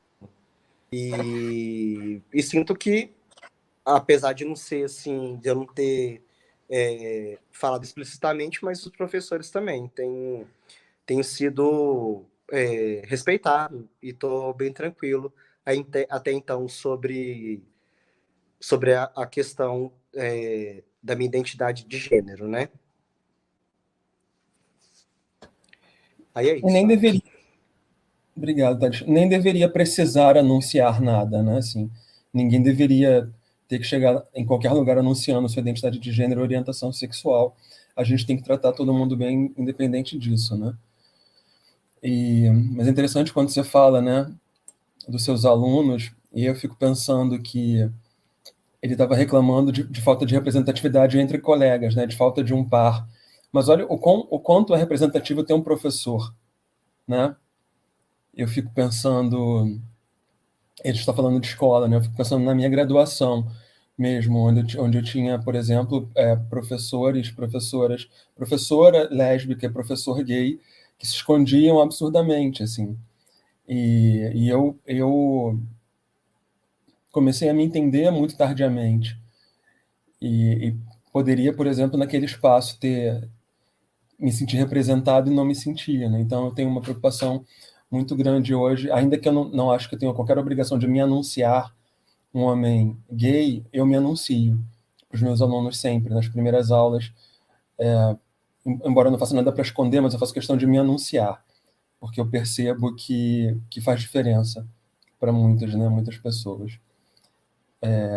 Glauber, então não precisa fazer síntese não, tava brincando, tá? Tá bom, mas eu vou tentar então amarrar algumas ideias que eu peguei de cada um aqui. Primeiramente, eu queria falar que eu tenho um sinal também que um amigo surdo me deu. Esse daqui é meu sinal, ó. Tá bom? Você pega, meio que bate assim nas mãos e faz assim, tá bom? Isso. Esse é meu sinal, para não ter que ficar fazendo a datilografia toda vez. Bom, primeiramente, então, eu queria falar um pouquinho sobre algumas perspectivas que eu tenho, né, sobre também a questão do preparo dos professores para conseguir tratar sobre essas temáticas. Em diversos textos que eu tenho lido ultimamente, para tentar entender um pouquinho como que se dá esse comportamento LGBTfóbico que ainda está presente nas instituições escolares, eu percebo que há diversas denúncias sobre a formação dos professores sobre essas temáticas, né? Agnaldo, inclusive, acho que pode falar mais para frente, né, sobre a formação dos professores de matemática, né, sobre uma pesquisa que ele fez com algumas pessoas da licenciatura em matemática do Rio de Janeiro, onde a maioria colocaram, né, que dentro das instituições universitárias mesmo, eles não tiveram nenhum preparo, ou se tiveram, normalmente muito sucateado as informações, né, muito brevemente comentado, para trabalhar as questões de gênero e orientações sexuais dentro da sala de aula, né? Só que, para além disso, além dessa questão formativa e educacional dos professores, tem a questão também de uma bagagem cultural, né? Então, todos nós, quando a gente chega para dar aula ou a gente se insere no ambiente educacional, a gente tem a nossa bagagem cultural que a gente construiu ao longo de nossas vidas, né? E eu acredito que esse é um grande diferencial também para a gente entender a percepção dos nossos alunos e também dos nossos colegas profissionais que educam na matemática, né, e também das outras áreas. Porque eu, pelo menos, tenho a percepção de que dentro do meu convívio social, que hoje em dia é entre alunos, né, porque eu ainda sou da licenciatura, eu não tenho contato enquanto professor, eu percebo que, pelo menos dentro do nosso campus, o conhecimento acerca das questões de identidade de gênero e orientações sexuais tem sido bastante conversado, tem sido bastante discutido. A gente tem cada vez mais tratado dessas temáticas, sabe, enquanto alunos, né? Em contrapartida, eu não vejo professores, dentro do convívio que eu tenho com os professores, tanto universitários quanto professores em outros ambientes educacionais, já não tem esse preparo para conversar sobre esses assuntos, ou eles se recusam a falar, ou eles de fato não entendem a importância de tratar essas temáticas em sala de aula, né? Então, eu acho que, partindo disso, a gente precisa fazer, como a Letícia falou, conversas com esses profissionais da educação que educam matematicamente, por exemplo, aqui dando um foco, né, na matemática, para que a gente consiga trabalhar com eles a sensibilidade, né, acerca dessas questões. para que eles entendam a necessidade da gente trazer as nossas salas em nossa sala de aula as questões que envolvem os gêneros e as sexualidades, né? Uma questão legal para a gente comentar é que, assim como nós, enquanto professores, chegamos nas nossas salas de aula com uma bagagem cultural, os nossos alunos também chegam, né? E com isso, os nossos alunos acabam representando uma diversidade cultural muito grande, tal como as suas expressões de gênero e de sexualidades, né? Então, a gente se atentar, enquanto professores, para essas expressões, para a gente conseguir fazer com que as salas de aula sejam cada vez mais inclusivas, mas também respeitosas com todas as identidades que estão lá dentro, a gente precisa, primeiramente, trabalhar essas questões conosco, né? E muitas vezes, e agora falando principalmente de professores da educação básica, quando a gente fala de trabalhar questões de gênero e sexualidade nas escolas, eles ainda têm uma noção de que da criança ser um ser muito puro e inocente, né? O que, de certa forma, acaba prejudicando a sua formação. Por a gente ter essa noção, às vezes, enquanto professores, de que nós não podemos comentar sobre assuntos de gêneros e sexualidade com nossas crianças, por eles serem seres puros, a gente acaba tirando, muitas vezes, a oportunidade de fazer com que a escola seja um lugar fidedigno para a busca de informações e conhecimentos, e também para a gente conseguir ajudar, né, na construção efetiva e também respeitosa consigo, para a sua própria identidade de gênero dos nossos alunos, né? Eu acho que isso é importante. Uma vez que trabalhar as questões de gênero e sexualidade na escola contribui tanto para um respeito com o outro e para suas relações interpessoais, mas também com a relação com você mesmo, com a sua relação intrapessoal, né? De que forma você trabalha com você mesmo. Então, a gente trazer essas temáticas em sala de aula acaba estruturando um ambiente educacional que, para além de ser respeitoso com todas as identidades de gênero e também sexualidade, também se torna um lugar de acolhimento para essas identidades. Bom, outra coisa importante que eu acho que foi expresso pela Érica, se eu não me engano, é sobre a gente conseguir ter essa bagagem cultural, mas também educacional, de entender de que forma nós, enquanto professores, podemos falar sobre essas temáticas em sala de aula, uma vez que a gente percebe que o conservadorismo tem crescido no Brasil, só que, para além dele ter crescido, ele tem se expressado cada vez mais, né? Desde 2016, a gente está tendo uma autoexpressão do conservadorismo, uma vez que a gente percebe que em lugares políticos, né, e muitas vezes de representatividade, a gente tem visto o discernimento, perdão, posso falar discernimento, mas também disseminação desses discursos que muitas vezes colocam em xeque o nosso papel enquanto educador para a diversidade, né? Então, acho que a gente ter esse respaldo legal para a gente conseguir se sustentar em sala de aula é extremamente importante. Eu acho que eu consegui amarrar as ideias, porque eu acredito que Lidiane, Matt e Thales também falaram bastante sobre isso, e eu acho que eu trouxe alguns pontos também interessantes. Então, é isso, Ag. Obrigado, Glauber. Glauber sendo elogiado nos bastidores. A gente traz essas questões todas, né? E isso tudo é muito importante, muito, muito, muito importante, né? Assim, por mais que seja recorrente falar disso, mas eu fico pensando, assim,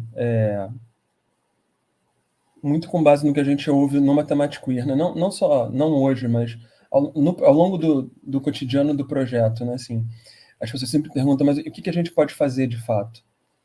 E aí eu queria, para essa segunda rodada, que é uma rodada rápida, e já vai dar 2 horas de live daqui a pouco, a gente tentar ensaiar alguma coisa nesse sentido. Assim, Thali já fez isso um pouco, né? Pensando, dando exemplo de práticas, né? Bom, vários de vocês falaram. Acho que a gente pode pensar um pouco nisso, né? Exemplo de prática, eu só vou comentar um pouquinho antes de passar para a Érica, né? Para reiniciar a rodada, já que Glauber me provocou para falar de formação, né? A gente tem um primeiro artigo que o Matemática Queer produziu, ainda em 2020, quando o grupo foi criado. A gente ouviu 710 pessoas que cursavam à época licenciatura em matemática em instituições públicas aqui no Rio de Janeiro. E a gente percebeu sobre o que essas pessoas entendiam sobre o seu preparo para lidar com questões de gênero e sexualidade nas aulas de matemática, e se essas pessoas achavam que a gente deveria tratar sobre esses temas ou não, e por quê, e como poderia fazer. E a gente percebeu, assim, atrocidades. Nós fomos... Bom, várias pessoas falaram, não, é importante discutir, não sei bem como, falta formação, esse discurso que a gente ouve o tempo todo, mas olha, falta formação para tudo, para a gente que ensina matemática, por acaso, mas qualquer coisa. A gente está vindo de uma escalada de violência nas escolas que parece ter parado ou diminuído, parece, vamos torcer para que sim. A gente não teve formação para lidar com isso. A gente viveu 2 anos de pandemia com ensino remoto, a gente não tinha formação para lidar com isso, né? A gente tem situações que emergem da vida todo dia, a gente não tem formação para lidar com isso. Então, nos cabe buscar essa formação, né? Se a gente entende que o nosso papel nosso papel como educador é um papel de agente de transformação de vidas, a gente vai se esforçar para alcançar e mudar a vida dos nossos alunos, alunas e alunos da melhor forma, né? A gente escolheu um caminho, que é um caminho que se dá por meio da matemática, de alguma maneira, né? Mas não de maneira excludente. Então, a gente vai encontrar esses espaços, né? Sem abrir a gente vai buscar esses espaços sem abrir chance das desculpas do tipo, eu não tenho formação. Para além disso, uma coisa que a gente percebeu nesses dados, e aí eu vou já ponho nos comentários para quem não conhece o artigo, dar uma lida, a gente percebeu o seguinte: muitas pessoas nos atacaram covardemente. A gente encontrou frases do tipo, maldita hora em que colocaram professores para ensinar matemática e não padres ou pastores. E quem respondeu isso é alguém que faz matemática, alguém que faz licenciatura. A gente teve respostas do tipo... Nem vou ficar falando, mas assim, que xingaram a gente, que tentaram nos humilhar por sermos os autores, né? Pessoas da população LGBT, GB, na verdade, né? Dos autores. E coisas absurdas. Então, uma coisa que me tocou muito, assim, como é que uma pessoa que fala esse tipo de coisa vai ensinar alguém alguma coisa, matemática ou o que for. Então, assim, é urgente que a gente leve para as licenciaturas uma discussão de uma matemática humanizada, de uma matemática que olhe para além do conteúdo, mas que tente conversar com as pessoas e com as vidas delas, e que tente... não que a matemática tente, mas que a gente que ensina matemática possa ensiná-la de forma crítica, de fato, para além do discurso, né? A gente fala muito no crítico, na educação matemática crítica, mas o que a gente pode entender como isso em termos mais práticos, né? Que a gente busque isso, essas respostas, ou essas reflexões, pelo menos, e busque promover essas ações, essas formas de matematizar diferenciadas. Alguém caiu, vou colocar de volta, Thales. Para que a gente, de fato, tenha uma matemática para a transformação social e que discuta também essas questões relacionadas a gênero e sexualidade, mas não só elas, né? As questões de raça, as questões de classe e as questões outras tantas que nos marginalizam, e sempre trabalhadas de maneira interseccional, uma coisa que a gente tem aprendido nos últimos anos, né? A discutir interseccionalidade, fazer esse tipo de análise. E que a gente consiga ter sempre em nosso meio a representatividade que a gente defende. Por exemplo, que a gente não tem pessoas negras nessa mesa, né? Isso é muito ruim. Muito ruim. A gente precisa cada vez mais ter essa representatividade, não só nos nossos discursos, mas nas nossas práticas e nos nossos meios. E se não tinha ninguém para a gente não pensou, né? Quando a gente pensou nas pessoas que estavam aqui no ano passado e outras que a gente achou que trariam visões diferenciadas, mas é uma preocupação que a gente tem que ter sempre de quais corpos não estão representados, por que não estão. Então, vamos buscar essas representações. Antes de passar para a Érica, deixa só eu preciso trocar Patrícia e Lohane, com muita calma para não me perder.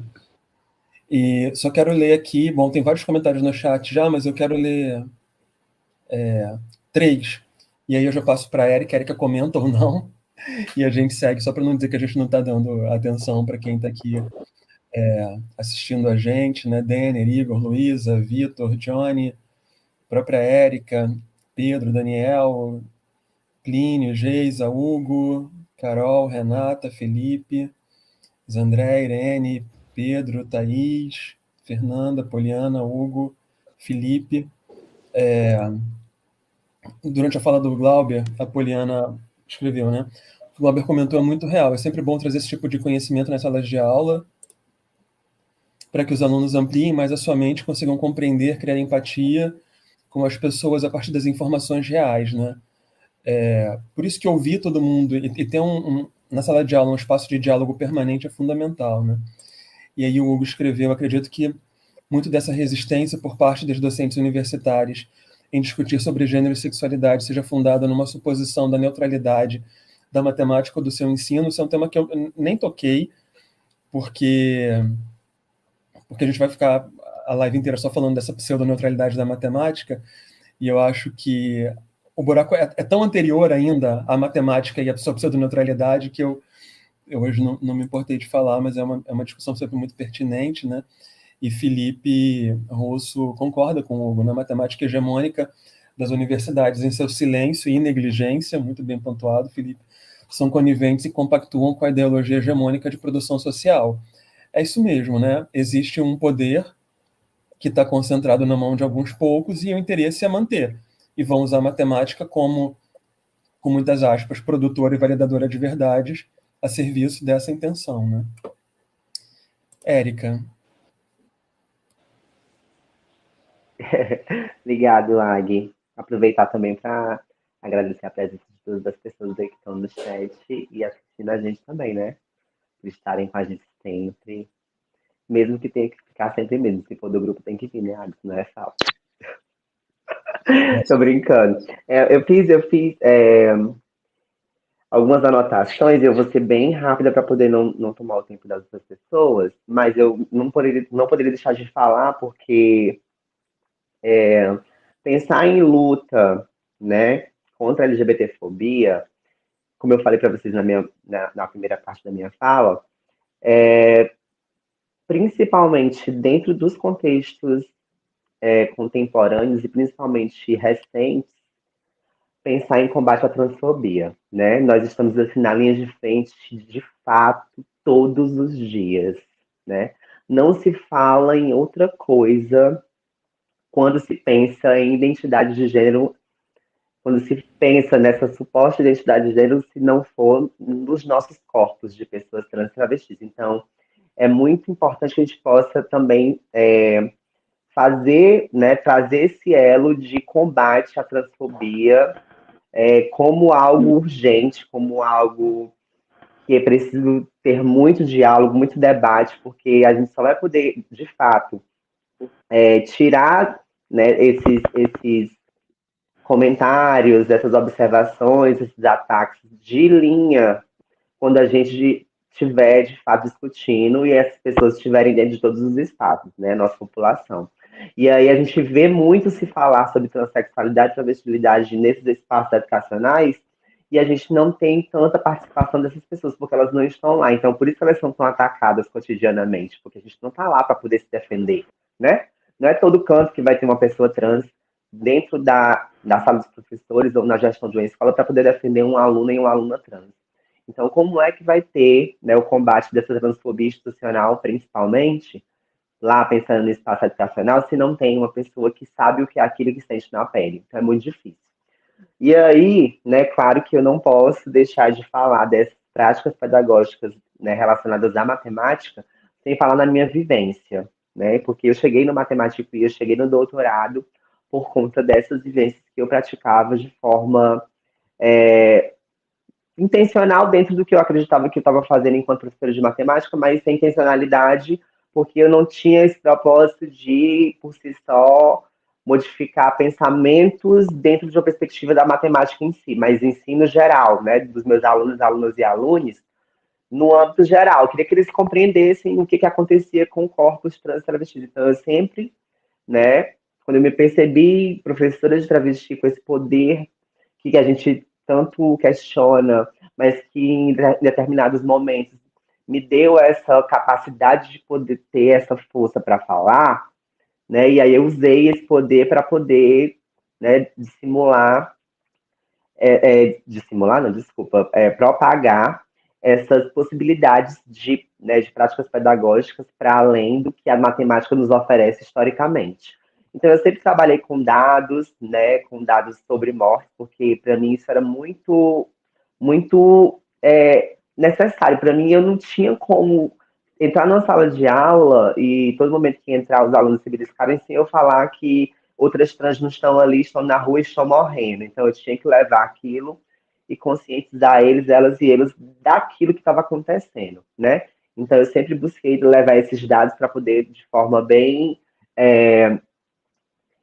vamos dizer, dinâmica, porque eu tentava articular os conteúdos matemáticos que eu estava dando naquele momento nas aulas, para poder eles compreenderem de fato, mas sempre tinha a discussão mais social do que estava sendo trabalhado. E aí eu tenho um artigo que eu publiquei até no mestrado, que eu fiz isso na sala de formação. Só que veja como é que eu encontrava alternativas para poder fazer essas possibilidades pedagógicas. Eu estava numa realidade de avaliação e eu precisava falar sobre aquilo. E aí, como é que eu vou fazer isso para poder levar para esses professores e professoras esse assunto sem que eles me questionem que eu estou ali fazendo uma coisa que não é para estar sendo feita? Então, eu pegava, né, na época, na sala de formação, eu pegava os descritores que estavam, né, porque a gente tem a matriz de descritores do SAEB, lá no Ceará do SPAES, e essa matriz ela vem com os descritores que vão associar cada nomenclatura a um conteúdo matemático, a um assunto. E eu pegava aqueles assuntos que estavam com os índices mais baixos de acertos e tentava levar a temática dos assassinatos para poder, né, tentar refletir sobre aqueles números. Aí eu usei isso em média, eu usei isso em outros assuntos, isso eu usei na formação, usei na sala de aula, então eu tentava levar de alguma forma. E aquela era a forma que eu tinha para poder, de alguma forma, sobreviver enquanto pessoa naquele espaço e que os outros profissionais que estavam ali pudessem refletir sobre. Hoje, claro que dentro de uma perspectiva bem mais, vamos dizer assim, desenvolvida, de raciocínio sobre o que eu estou fazendo, eu percebo que é possível fazer sim, né, que a gente tem condições de fazer. E aí, claro que para quem é pessoa trans ou travesti, é bem mais pontual, porque ali não é só falar por falar, não é só falar para poder conscientizar, é falar para poder realmente demarcar o nosso espaço naquele lugar e dizer que a gente está para além daqueles dados. E aí, uma fala que o Ag trouxe sobre a questão das possibilidades, né, para além dos assassinatos, que a gente pode estar trabalhando nas aulas de matemática, aí eu trago reflexões que estão para além disso, para além do negativo também, porque é importante, mas também existem outras coisas. A gente teve agora diversos movimentos de retificação de certidões de nascimento, e isso precisa ser referendado porque foi feito em regiões. A gente pode trabalhar isso também de uma forma bem, né, pedagógica, didática, na aula de matemática. Nós tivemos também a utilização do uso do nome social, né, AG, que também foi crescente.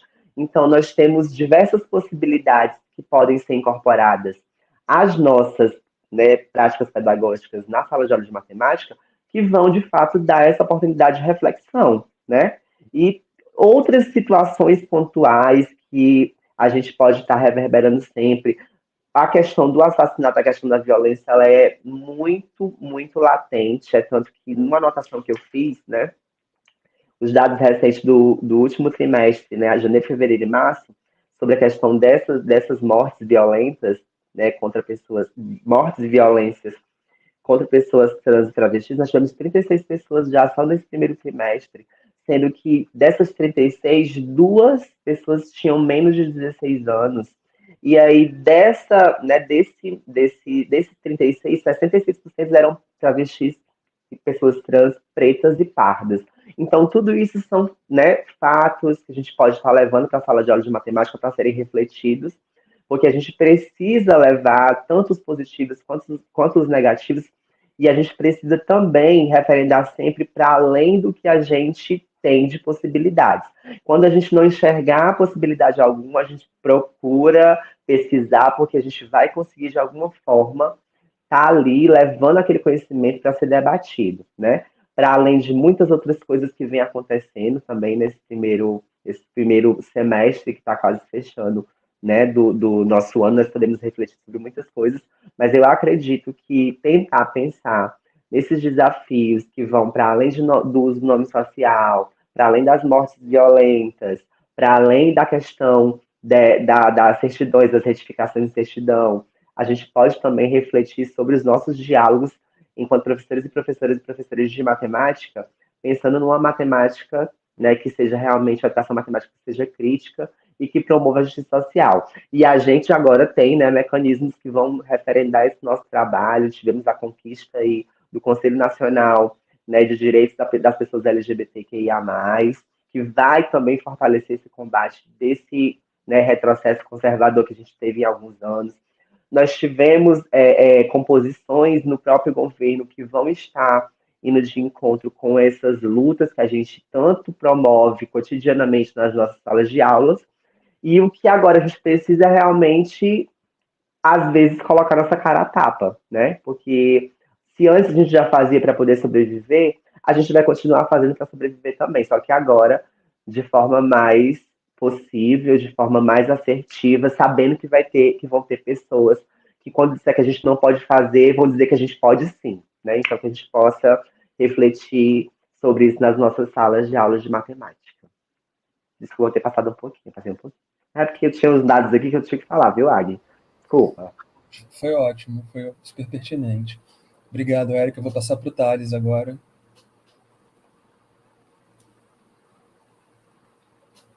Tá fechado.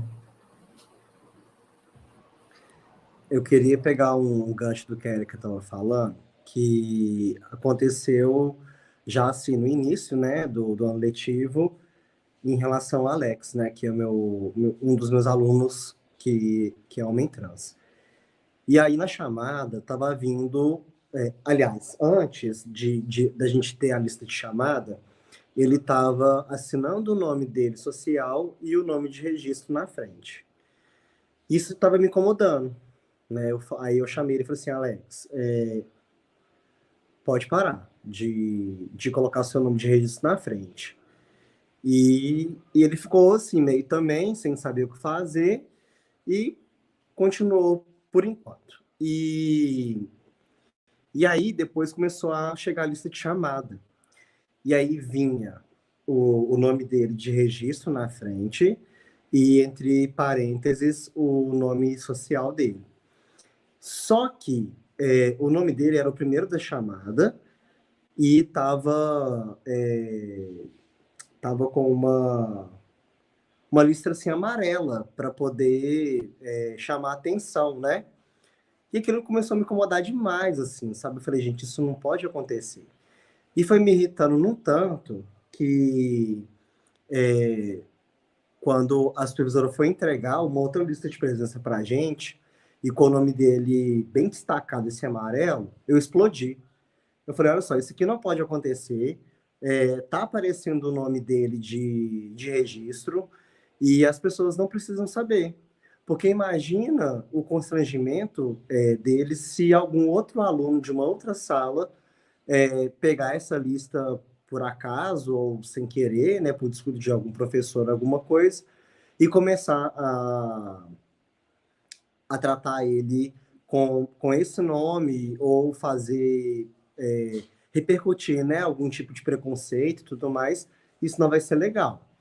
E falei, tira essa lista amarela, porque aqui tá chamando muita atenção. Ah, mas todos estão assim. Eu falei, não. Os outros parece que é xerox e aí tá cinza, não tá amarelo. Então a gente não pode fazer isso.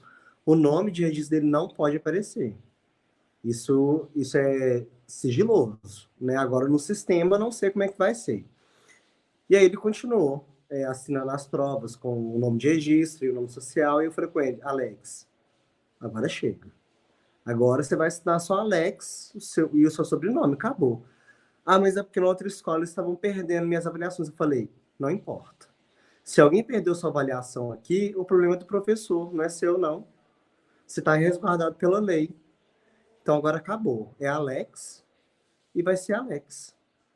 Você não tem que ficar pensando em professor, não. Se ele perder, ele vai dar um jeito.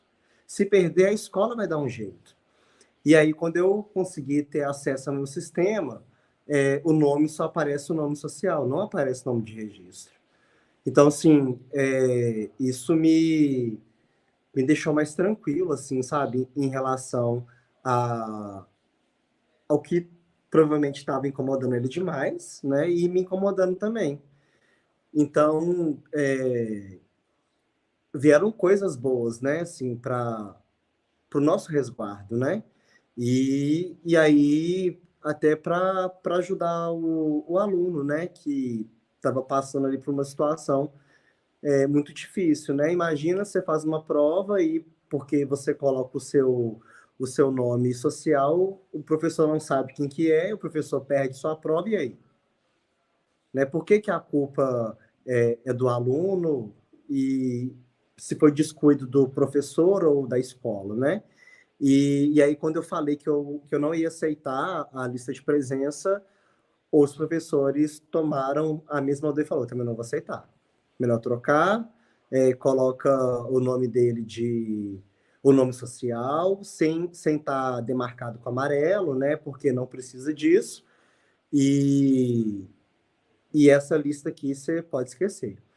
E aí a pessoa da secretaria ficou nervosinha, mandou um comunicado para a diretora veio conversar comigo e tudo mais, e falou assim, olha, eu tô agindo pela lei, e o nome dele não pode aparecer. Ah, porque a mãe dele veio aqui, então, pronto, se a mãe veio e exigiu o nome social, é porque não quer que apareça o nome de registro. Então tá resolvido. E aí, se insistir, aí a gente vai ter que conversar de outro jeito, né? Fiquei com um pouco de medo, né? Porque o primeiro ano como concursado, né? Passando por aquele estágio probatório ali, mas se tem a lei, e a lei está ali para poder assegurar, né? Então, hoje eu sinto que ele está muito mais tranquilo em relação a isso, porque no sistema aparece só Alex, né? Não fica aparecendo o nome de registro, né? Então, é muito melhor. E eu já queria ter falado isso, mas eu esqueci, aí eu peguei o lanchinho da Érica. Desculpa aí se eu atropelei alguém, era só para não deixar passar desse jeito assim, depois ou ficar sem nexo ou eu acabar esquecendo de novo. Obrigado, Guinaldo. Imagina, Thales. É super importante você trazer isso mesmo e até comentar isso agora. A gente aqui no Rio de Janeiro está vivendo uma greve de professores e professoras e professores na rede estadual.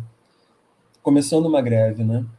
E eu coordeno residência pedagógica e a gente tem tentado começar a falar sobre isso, né? Assim, e agora? Qual é o nosso papel diante disso?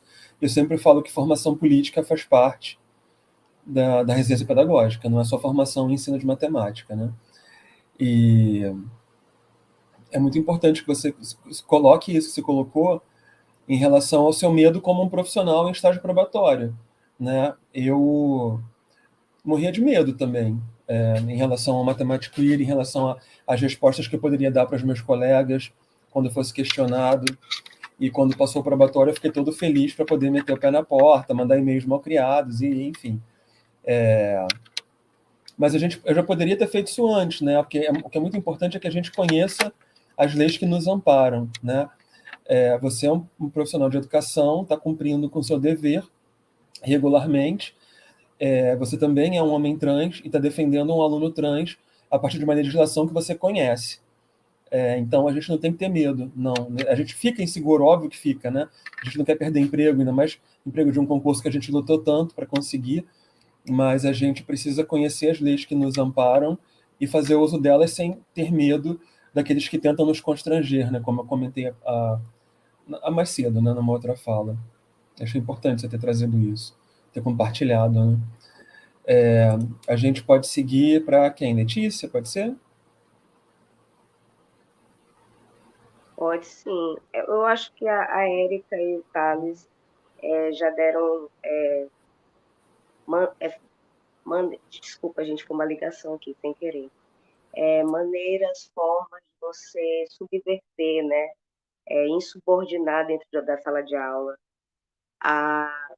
as práticas pedagógicas, você se colocar criativamente em prol do aluno e de você mesmo, né? Porque quando você modifica uma aula, você modifica, tenta puxar para a realidade do aluno. Eu, por exemplo, sendo uma professora lésbica, é claro também que eu também estou fazendo a minha existência ali, né? De alguma maneira, para os meus alunos. É claro que eu também estou me fazendo visível que é possível, sim, ser LGBT, estar ali, ocupar uma sala de aula, ser professora deles, né? E, então, é simbólico você fazer isso criativamente, não só para os alunos, alunos, mas para você mesmo, quando você é LGBT. E com relação às atitudes, né? O Thales, ele, diante de uma violência, que não é simbólica, uma violência ali, você sabe que é intencional, né, Thales, de expor o aluno, expor a história do aluno, você se posicionou mesmo com medo. Então, que a gente se posicione sempre, gente, sempre, sempre, sempre diante das violências. Nunca deixe passar quando tem racismo, machismo, sexismo, transfobia. Como disse a Érica, a transfobia ela precisa ser uma bandeira que nós carregamos, mesmo que não sejamos trans, mas que a gente use o nosso privilégio cis, né, para que a gente seja um escudo de alguma maneira, que a gente ajude a desconstruir esse mundo transfóbico, um mundo que realmente mata. O Brasil é um dos países que mais mata travestis e transexuais. Então, que a gente utilize o nosso escudo cis também e ocupar esse lugar de poder dentro da sala de aula, para que a gente também promova discussões a respeito da vida trans, das vidas das mulheres negras, das pessoas negras, de pessoas com deficiência e assim sucessivamente. Então, que tenhamos atitude sempre que possível, né? Nem sempre a gente consegue ter voz nos espaços, mas a gente consegue, com afeto, de outras maneiras, insubordinar. Então, é isso que eu espero, né? Que a gente consiga sempre ter um jeitinho para insubordinar criativamente, não só as nossas aulas, mas a potencializar aquele espaço para que ele, de fato, se torne democrático, respeitoso, digno e justo para todo mundo, né? Todas as pessoas.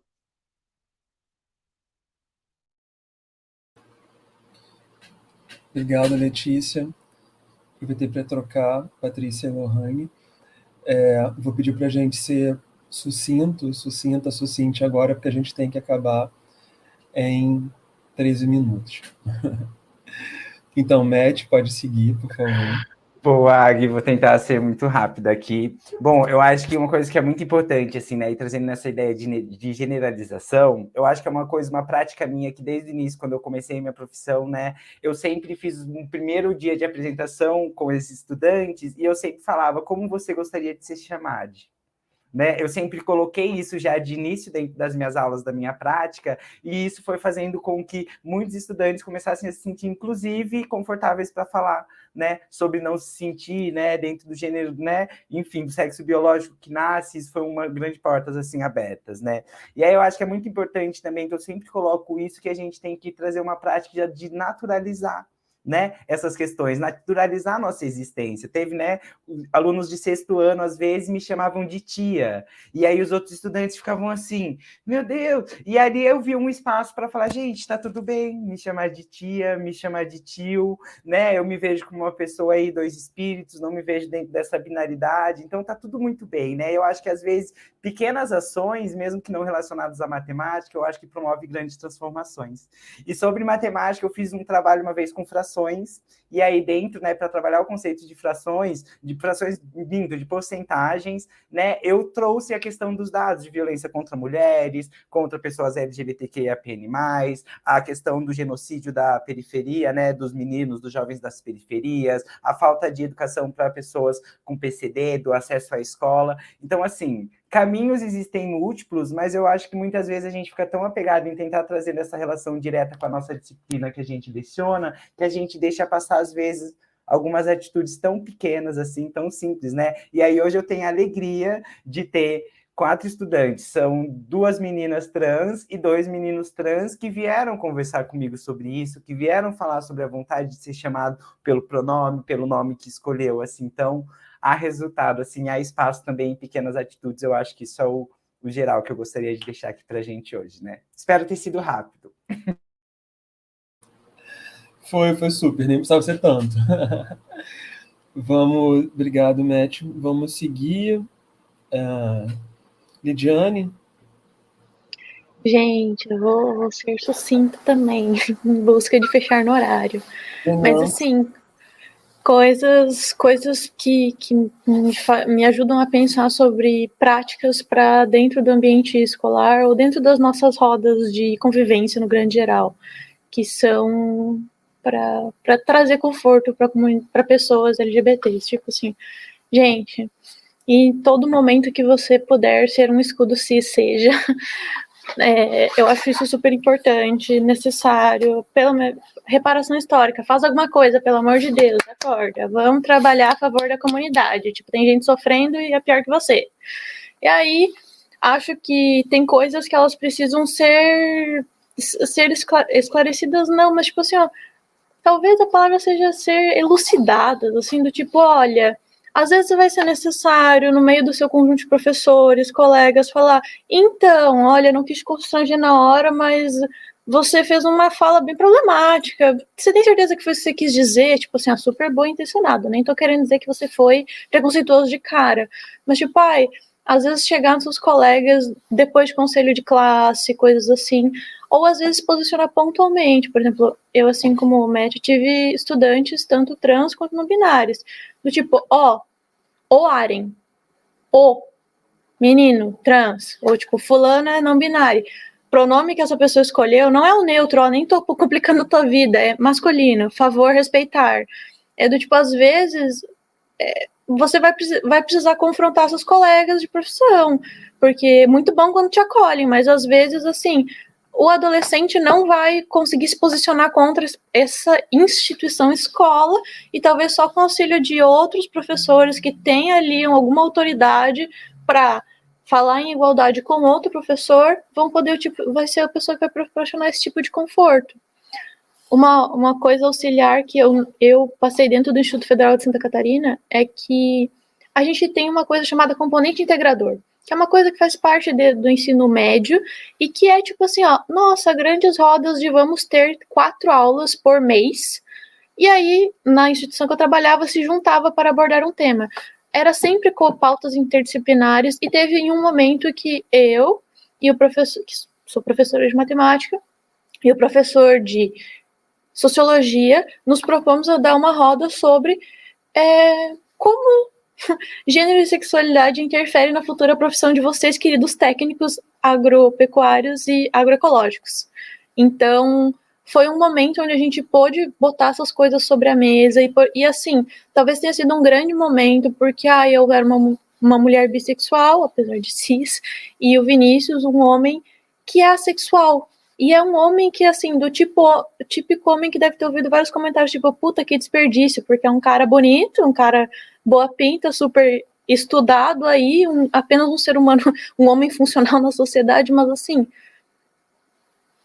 foram 3 estudantes que vieram comentar sobre, nossa, talvez eu esteja dentro do espectro assexual, e eu, tipo, nunca ouvi falar sobre isso. Nunca. E assim, se não fosse aquela roda, essa pessoa continuaria vivendo a vida dela escolar, achando que não tem espaço para ela em uma relação afetiva que não esteja esse tipo de vínculo. São pequenas coisas, a questão de tipo, a bissexualidade também aparece ali para falar, olha, você não é obrigado a escolher esse ou esse, é um espectro, é fluido, tem muitas coisas aqui no meio, assim como a sexualidade é fluida, o espectro de gênero também pode ser lido dessa forma, então foi algo muito interessante, e esses pequenos espaços interdisciplinares e que estão vindo com oportunidades, às vezes com a matemática sozinha, pode ser que a gente não dê conta, mas e se a gente tiver um parceiro ali, uma outra disciplina para ajudar? Pode ser que esse casamento dê certo, e a gente não precisa ser monogâmico, pode fazer casamento com todas as disciplinas se quiser.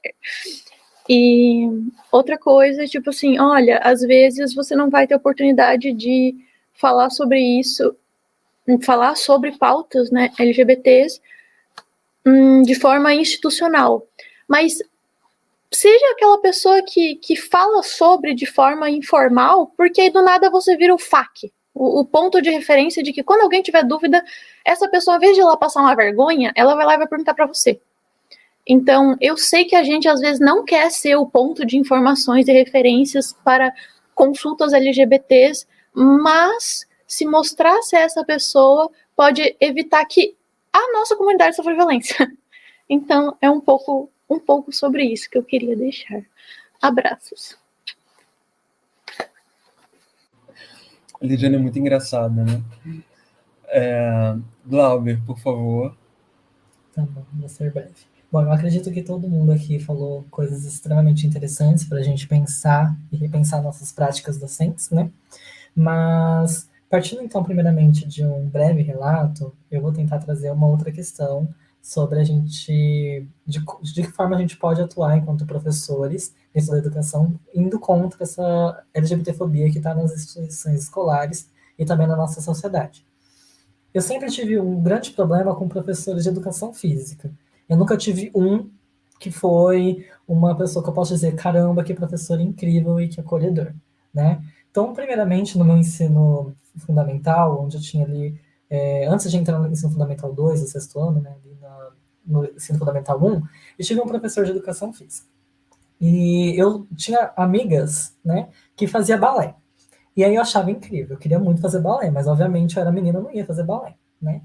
Então eu peguei e comecei a conversar com as minhas amigas, e minhas amigas começaram a mostrar diversas coisas que elas estavam aprendendo na aula. E eu, que legal. Aí eu peguei e comecei a aprender algumas partes da dança do balé. E aí eu descobri que era muito interessante a ideia de abrir a perna, sabe? Aquele espacate, né, que eles falam. Eu achava isso incrível. E aí eu comecei a treinar. Eu falei, eu vou conseguir. E aí eu consegui. Aí eu falei, caramba, eu consegui mesmo. Aí eu falei, vou mostrar para o meu professor. Foi para o meu professor de educação física lá na quadra, nós estávamos na quadra, né, toda a sala. E aí ele estava sentado assim na arquibancada, né, que tipo, tem a arquibancada ali, a quadra. E aí eu peguei e falei, olha, professor, o que eu aprendi a fazer? E peguei e mostrei para ele que eu sabia abrir espacate. E ele começou a dar risada da minha cara e falou que eu ia machucar o meu saco, que eu ia, sabe, acabar com as minhas bolas, me zoando, assim, me constrangendo no meio de todos os alunos, sabe? E aquilo me marcou até hoje, é uma coisa que eu não esqueço, essa fala que ele teve comigo, sabe? Em um outro momento, no ensino médio agora, eu estava conversando com algumas amigas e tal, né? E eu sempre fui de ter amizades com meninas e não com meninos, né?